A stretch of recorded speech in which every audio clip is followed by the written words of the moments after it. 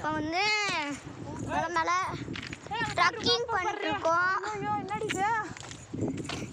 பண்ணிருக்கோம். இருங்க காட்டுறேன் பாருங்க. இது மேலே ஏறிட்டு இருக்கோம்.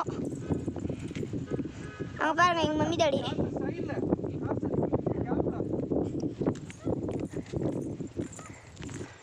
இந்த மலை மேலே தான் ஏறிட்டு இருக்கோம்.